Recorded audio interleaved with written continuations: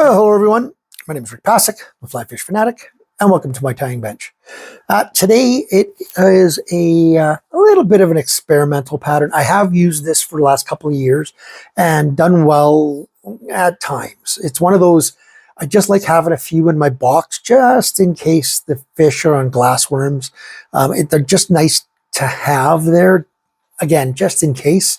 When they're on glassworms, a lot of times it's like, let's start pulling, like throwing out boobies and blobs and things like that. Let's get them mad, right? So, but this is another one of those things. If you're just wanting to have a lunch break or whatever, and you've been chironomid fishing and it's not doing well, but they're full of glassworms, throw one of these on under your indicator, have yourself a bite to eat, and move this every once in a while. And like I said, I've caught some fish on it, better than no fish, right? So it's just one of those that I like having in my box. Was it one that I would run out and make sure I've got 100 of? No, absolutely not. But it's definitely one I want to have, a couple in the size 14, a couple in the size 16 with me, just in case for those days that it's really slow, but you did get one or two and you pumped them and they've got glassworms in them.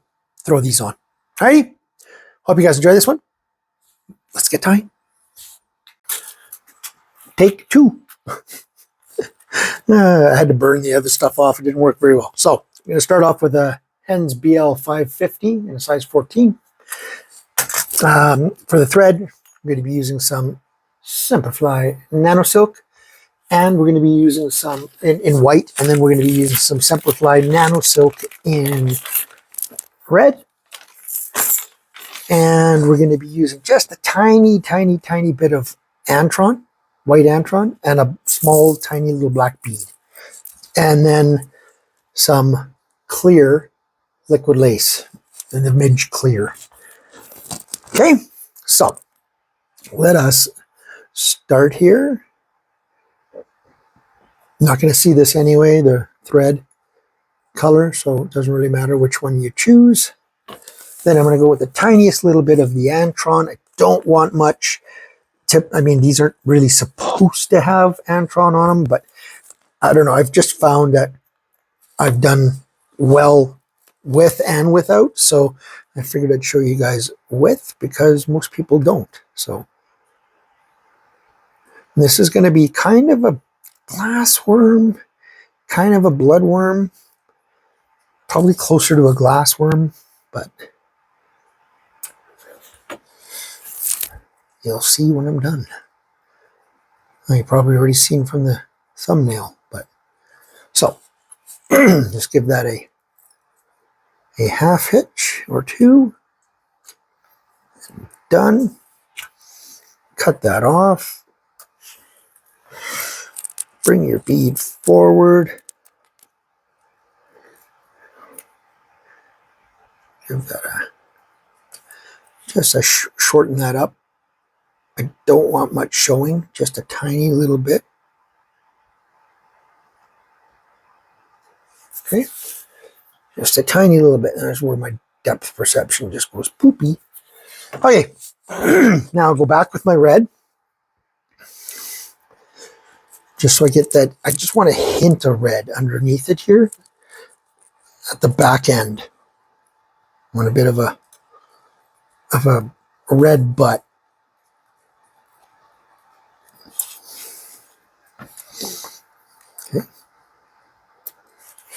Then I'm going to take my larva lace, warm it up a bit, just warm up that tip and then just pull it out. Just what it does, it just helps flatten it for tie-in.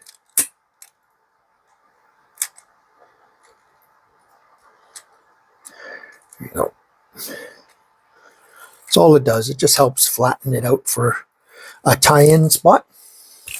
So that's that. I'm just going to cut that a little short because I don't need that much of a tie-in. There we go.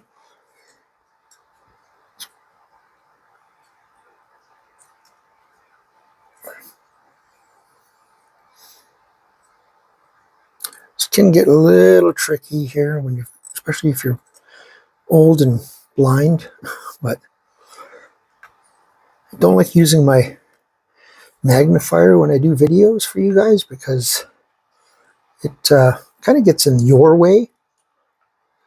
So it's kind of hard, but just make sure that's tied in well. And then I'm just going to open wraps, come back to the front. Again, it depends on the finish you want. If you want more of a bloodwormy one, do this all in red thread.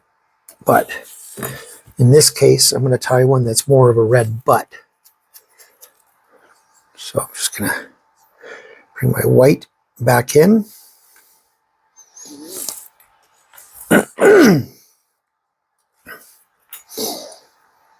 Just keep that larva lace out of the way, liquid lace, sorry. What's called a larva lace. And then come back to where you want your butt. I like having about an 1/8 of an inch of a butt. And then just come forward again. And I'm going to build a little bit of a taper here. I can build a lot of the taper with the liquid lace. I just let it go. Let the tension go on it as I come forward, and that will create a taper. So there we go. That's about it. So the majority of that red hue is gone. Just going to give it just a half hitch so I don't bump it off.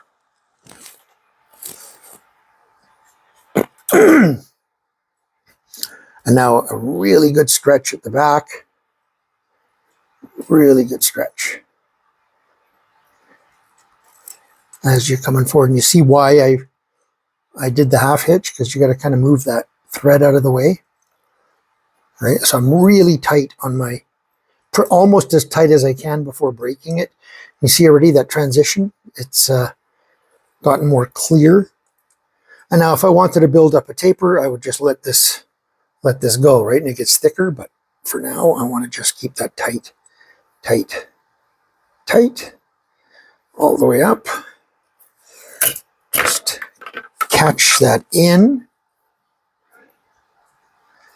Just make sure you catch in your larva lace there, liquid lace. Man, I don't know why I want to keep calling it larva lace. Just make sure you really catch this in. This stuff will shrink back, pull back on itself, because you want to pull now, so it pulls in and out of the way. And then 2-3 turn whip finish, and another one just to secure it, to make sure. Okay, cut that off.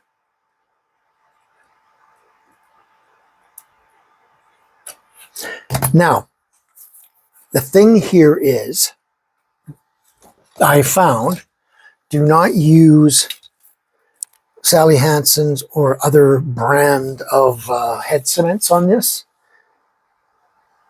I'm just trying to get rid of that little piece of fluff there. Hey, that made it worse. Let's see if I can see it. Oh, that's hard to see. There we go. Use UV resin. I found head cements and stuff like that on this actually melts this plastic. So use UV resin. And then I'll just put a little blob on there. And then I'll spread this around all sides. And once I've UV resined it all and make sure it's completely covered, then I can go on there with a Sally Hansen's or head cement or whatever you like to use, but not until, don't put it straight on. Believe me, you'll put it on, it'll dry, and a week later you'll open your box up and you'll have all these all unfurled, all broken. So you don't want to do that. So now I'll just give this a bit of resin, a bit of UV light, make sure this is cured well. And then if I like it as it is, I'll leave it. If not, I'll put a little bit of a coat of Sally's on it. And I think I will put just a slight little coat of Sally's. Just going to dry this right up as much as I can, my brush, and just put the thinnest of coats on, especially up front here, just to get a little bit more of that tapery look. I mean, we're being picky here, but... And this will also help seal any holes or any gaps that the UV resin didn't get into. This is quite a bit thinner, so it will, right? And just letting this sit this way for a second or two, and then this way, and that's it. She's finished. That's it. Super simple. And like I said, if you want it even more clear, use just all white. Like you do a couple more layers of the white, or don't use white at all, red at all, only for the butt. Just go to the butt section, tie that, and then use white.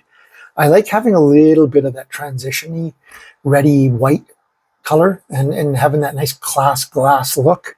I just noticed that this Antron, there we go. Antron kind of got underneath a little bit. That's okay.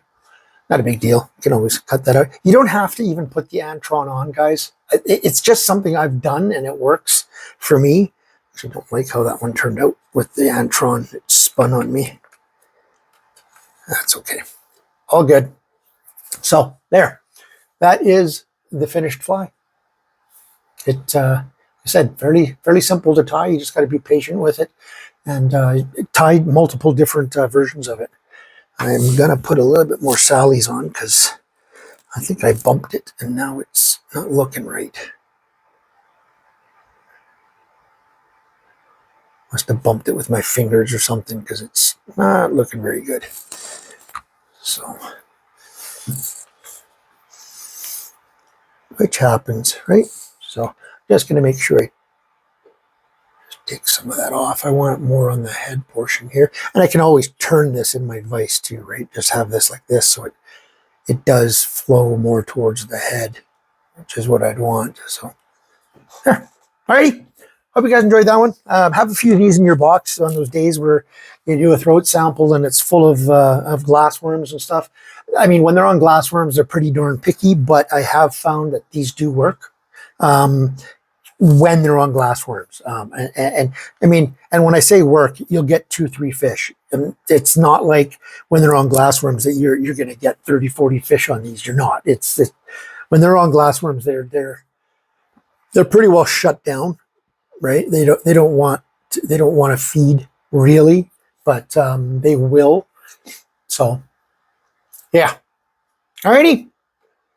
Hope you guys enjoyed that one.